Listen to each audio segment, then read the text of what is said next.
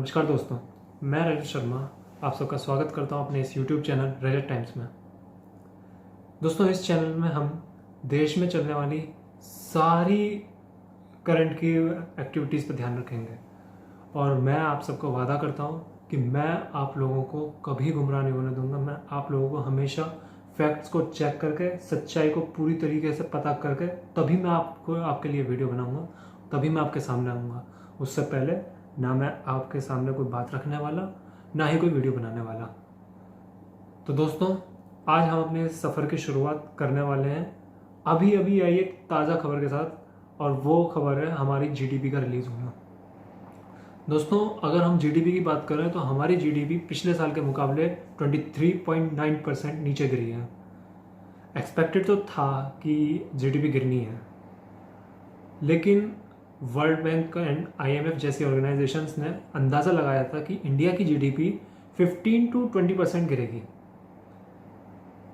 हम भी देख रहे थे कि अगर हमारी जीडीपी यूके को क्रॉस नहीं करती, जीडीपी का गिरना यूके को क्रॉस नहीं करता, तो ओके, कोई दिक्कत नहीं है भाई। सारी वर्ल्ड की इकोनॉमी गिर रही है तो इंडिया की भी गिरनी है। सारा मार्केट बंद पड़ा है, सब कुछ बंद पड़ा है।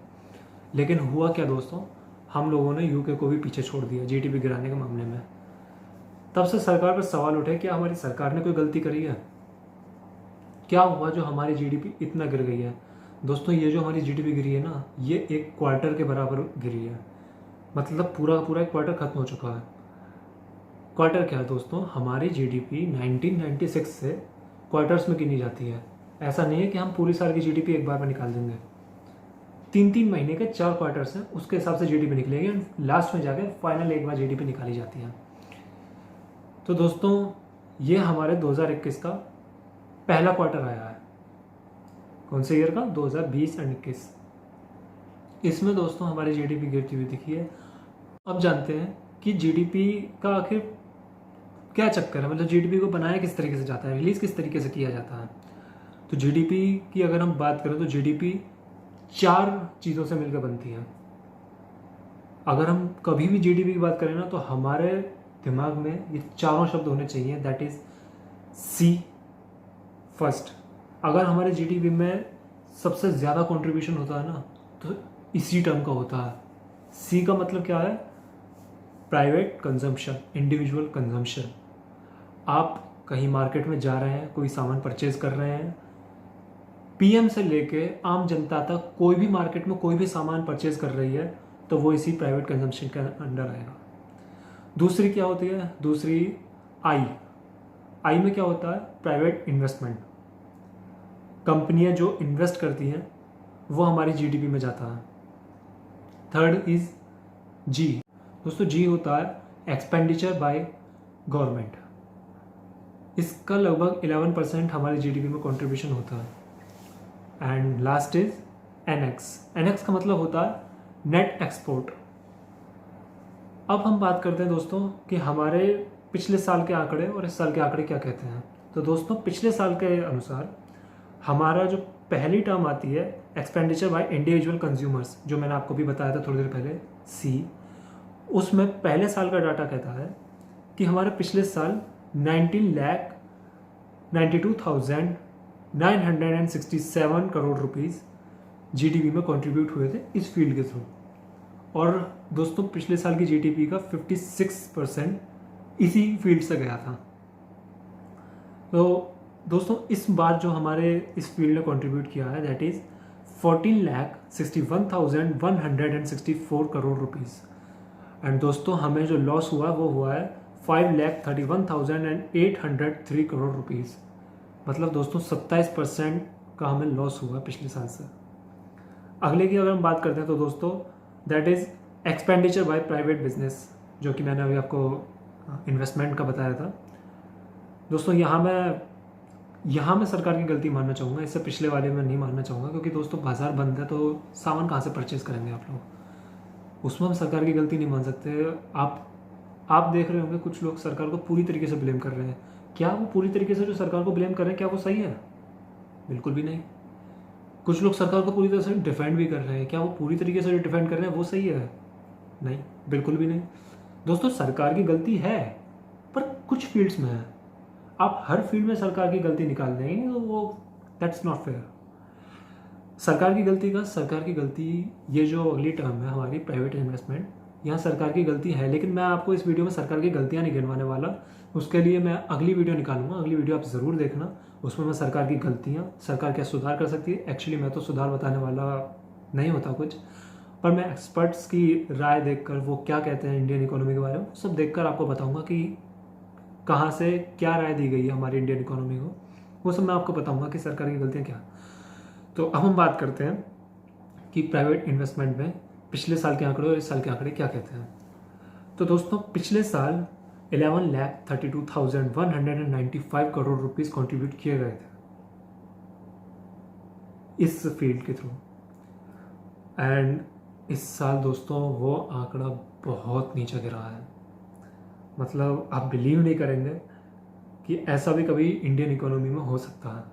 दोस्तों इस साल का आंकड़ा गया है वो 5,99,192, लॉस हुआ है 5,33,003 करोड़ रुपीस। दोस्तों 47% नीचे गया है हमारा प्राइवेट इन्वेस्टमेंट।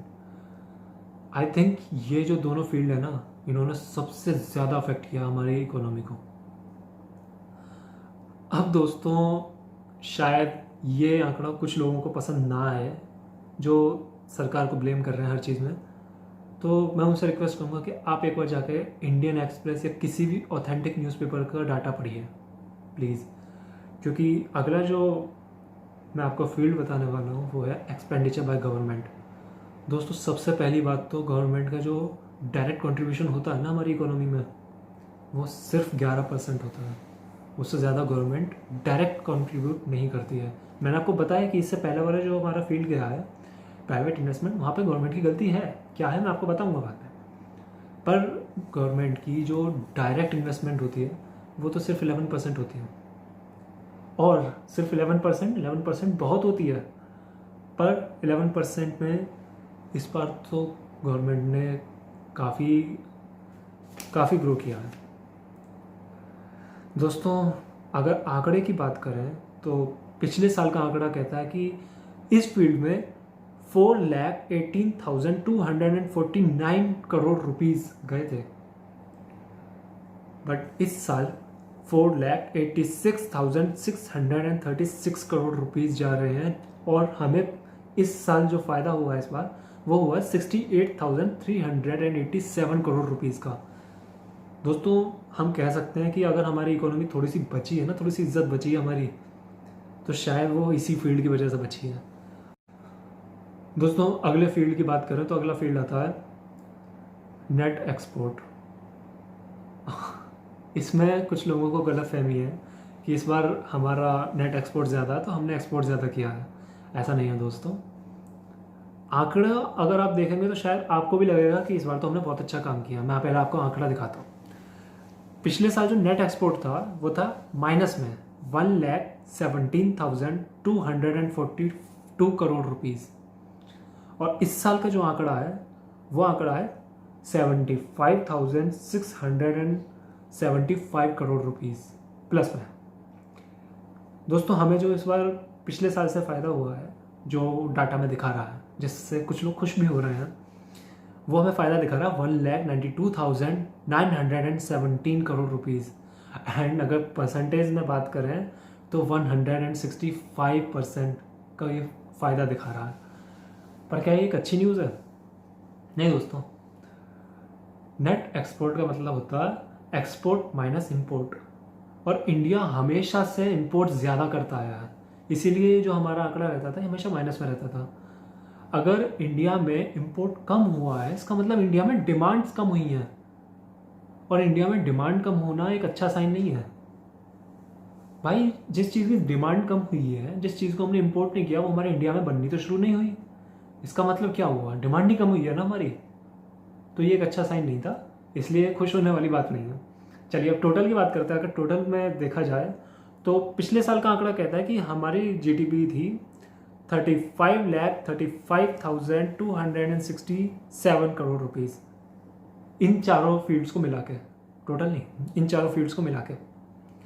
जो हमारा पहला क्वार्टर था उसमें इतनी जीडीपी थी, एंड इस बार जो हमारी जीडीपी निकली है वो निकली है 26,89,556 करोड़ रुपीज़। हमें जो लॉस हुआ है दोस्तों वो हुआ है 8,45,711 करोड़ रुपीज़। काफ़ी बड़ा आंकड़ा है। और आपको परसेंटेज तो पता ही है कितनी गिरी है, 23.9%। इस बार हम नीचे गिरे हैं। कोई बात नहीं, देखते हैं आगे क्या होगा। अब दोस्तों बात करते हैं कि इससे हमारी जो पूरे साल की जीडीपी निकलेगी उस पर क्या असर पड़ सकता है। तो दोस्तों अभी कुछ टाइम पहले वर्ल्ड बैंक और आईएमएफ ने अंदाज़ा लगाया था कि इंडिया की जो टोटल जीडीपी है वो 4.5 to 5% गिर सकती है। पर दोस्तों हमें तो इतना बड़ा श्रिंक कभी देखने को मिल गया 23.9%। तो आप 7 to 9% तो आप मान के चलिए कि हमारी टोटल जीडीपी जो पूरे साल की निकलेगी वो 7 to 9% गिर के ही निकलेगी, इससे कम नहीं होगी। इतनी तो गिरनी ही गिरनी है।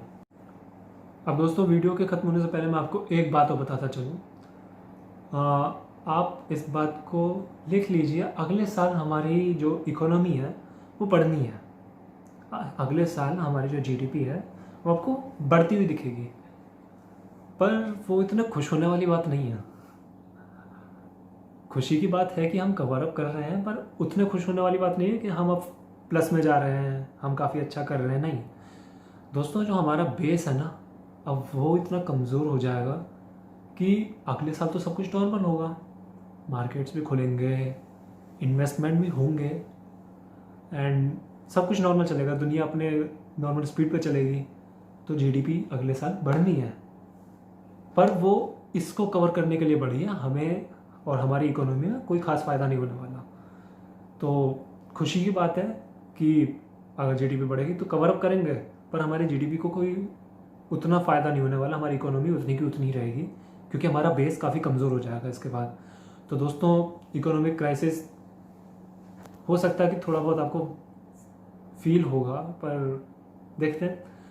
एंड दोस्तों अगली वीडियो में मैं आपको बताने वाला हूँ कि इस इकोनॉमी का जो डाउनफॉल हुआ है हमारा, तो उसमें गवर्नमेंट की कितनी गलतियाँ हैं और कितना गवर्नमेंट को दोष दिया गया बिना मतलब का, वो मैं आपसे डिस्कस करूँगा। और अब गवर्नमेंट क्या सुधार कर सकती है ये मैं एक्सपर्ट्स से जान के, जो भी उनके एक्सपर्ट्स के आर्टिकल निकले हैं उन सबको पढ़ के फैक्ट्स को जान के तभी आपके सामने आऊँगा। एंड अगले वीडियो में एक और बात करने वाले हैं, एक और टॉपिक उठा धीरे धीरे, दैट इज़ प्राइवेटाइजेशन। आ रही है वीडियो अगली वाली, प्राइवेटाइजेशन भी उसी में होगा। तो दोस्तों आप वीडियो को लाइक करें, चैनल को सब्सक्राइब करें, वीडियो को शेयर करें, और अगर आप इंस्टाग्राम पे फॉलो करना चाहते हैं तो मैंने लिंक डिस्क्रिप्शन में दे दिया है, जाएं और सब्सक्राइब करें। मिलते हैं अगले वीडियो में। नमस्कार दोस्तों।